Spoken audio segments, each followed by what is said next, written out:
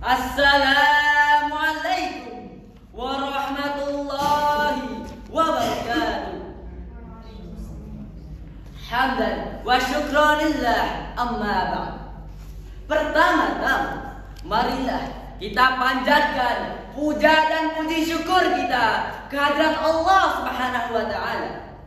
Dan yang Maha Pengasih tak pernah dikasih, dan yang Maha Penyayang tak pernah pandang sayang, yang senantiasa memberikan kita nikmat dan ampunan tanpa perhitungan. Salawat serta salam semoga selalu tercurahkan kepada seorang tokoh revolusioner yang namanya akan selalu tersirat dan tak pernah berkala.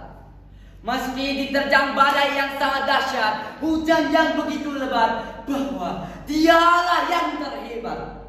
Tak lain dan tak bukan, dialah Nabiullah, Nabi Agung Muhammad sallallahu alaihi wasallam, yang telah membawa ajaran agama Islam dari zaman jahiliyah menuju zaman Islam, dari zaman unta menuju zaman Toyota, dari zamannya Utsman bin Affan menuju zamannya para dewan juri yang tampan dan menawan.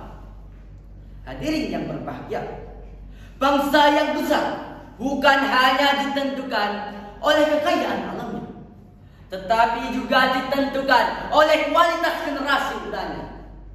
Pemuda adalah tulang punggung bangsa, penerus dari cita-cita kemerdekaan dan agen dalam perubahan masa depan. Di tangan pemuda inilah arah dan nasib dari bangsa ini ditentukan.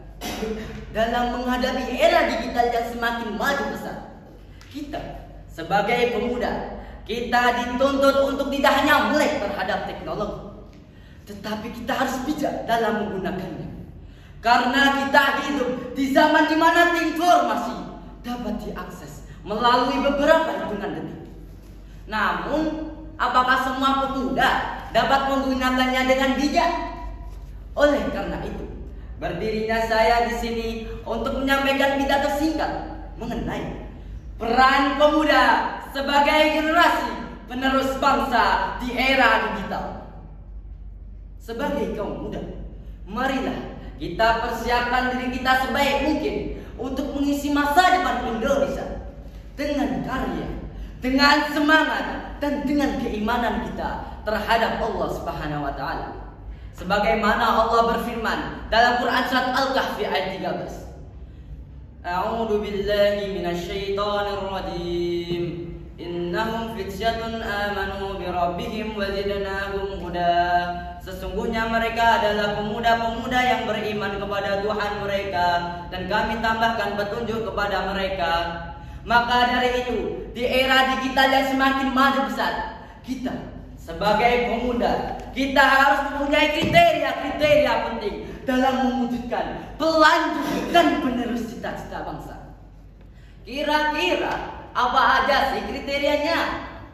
Kriteria yang pertama yaitu berakhlak mulia dan berintegritas. Berakhlak mulia berarti memiliki sikap, perilaku, dan tutur kata yang dapat mencerminkan nilai-nilai kebaikan, seperti jujur, sopan, santun, dan menghormati orang lain. Sementara integritas adalah kesatuan antara pikiran, perkataan, dan perbuatan yang jujur dan konsisten. Meskipun tidak ada yang melihat, tetapi di tengah arus modernisasi, pemuda harus tetap memegang teguh pada nilai moral dan kejujuran. Tanpa integritas, kemajuan teknologi dapat disalahgunakan. Kriteria yang kedua yaitu melek teknologi dan inovatif. Melek teknologi berarti mampu untuk memahami, menggunakan, dan memanfaatkan teknologi untuk hal-hal yang positif. Sementara inovatif yaitu mampu berpikir secara kreatif, yaitu dapat menciptakan hal-hal baru atau memperbaiki yang sudah ada agar lebih efektif, efisien, dan bermanfaat. Kriteria yang ketiga yaitu berjiwa nasionalis dan cinta tanah air. Meskipun dunia ini terbuka sangatlah luas, tetapi pemuda tidak boleh sekali-kali melupakan jati diri bangsa. cinta tanah air dapat diwujudkan melalui kontribusi nyata dalam pembangunan negeri, baik di dunia nyata maupun di dunia digital. Sebagai pemuda, kita dituntut untuk mempunyai jiwa nasionalis yang besar, karena dengan itu akan timbul rasa cinta terhadap bangsa.